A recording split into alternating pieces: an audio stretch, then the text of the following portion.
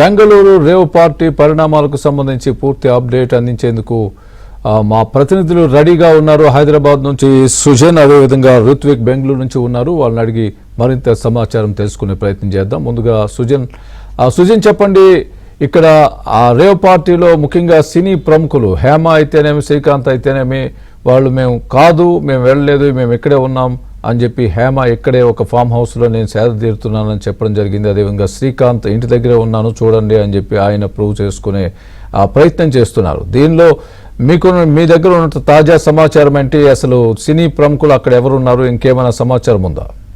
Yes స్వామి, గత రాత్రి Bengaluru GR form హౌస్లో జరిగిన ఆ రేవ్ పార్టీకి సంబంధించి పోలీసులు దాడి చేయటం, అందులో ప్రముఖంగా ఏపీకి సంబంధించిన వాళ్ళు, రాజకీయ నాయకులు, సినీ ప్రముఖులు కూడా చాలామంది భారీ ఎత్తున ఉన్నారు అని చెప్పేసి ఒక సమాచారం అయింది. తొలుతుగా నటి హేమ ఆవిడ ఆధ్వర్యంలోనే ఈ రేవ్ పార్టీ అనేది జరుగుతుంది. ఆవిడ స్నేహితులు కొంతమంది కలిసి ఈ రేవ్ పార్టీ నిర్వహిస్తున్నారు అన్నట్టుగా కూడా ఒక సమాచారం అయితే అంతం జరిగింది. అయితే దీని మీద ఈరోజు ఉదయం నటి హేమ ఒక వీడియోను రికార్డ్ చేసి పంపడం జరిగింది. అయితే తాను హైదరాబాద్ ఫామ్ హౌస్లో ఉన్నాను, బెంగళూరు ఫామ్ హౌస్లో లేను, తాను ఇక్కడ స్నేహితులతో కలిసి చిల్ అవుతున్నాను అన్నట్టుగా కూడా ఒక వీడియోను ఆవిడ రిలీజ్ చేయడం జరిగింది. అయితే హేమ ఏదైతే ఒక వీడియోను రికార్డ్ చేసి పంపిందో అందులో ఆమె ధరించిన డ్రెస్సు తాజాగా కన్నడ మీడియాకు సంబంధించి ఆవిడ అగుపడిన డ్రెస్సు, ఈ రెండు ఒకటే కావటం వల్ల సో హేమ హైదరాబాద్లో కాదు, ఆవిడ అబద్ధం చెప్పింది. ఏదైతే బెంగళూరు ఫామ్ హౌస్లోనే తను ఉంది, అక్కడే జిఆర్ ఫామ్ హౌస్ పక్కకు వెళ్ళి తాను హైదరాబాద్లో ఉన్నట్టుగా కూడా ఒక వీడియోను రికార్డ్ చేసి ఇక్కడ మీడియాకు పంపించడం జరిగిందనే విషయం కొద్దిసేపటి క్రితమే దాని మీద ఒక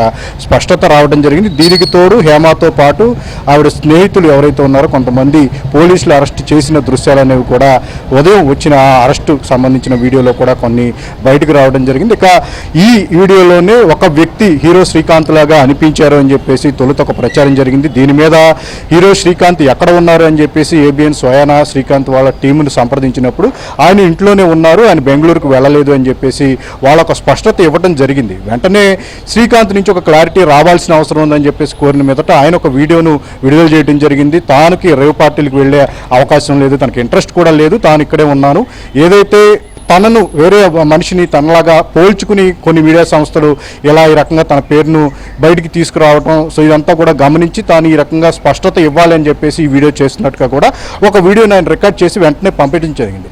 ఇక ఏదైతే మార్నింగ్ హేమ చేసిన రికార్డింగ్ వీడియో పైన నిజంగా తను ఎక్కడున్నానే విషయం మీద స్పష్టత కోరుతూ ఏబిఎన్ పలుమార్లు హేమకు కాల్ చేసినప్పటికీ కూడా ఎటువంటి రెస్పాన్స్ ఆవిడ నుంచి రాలేదు.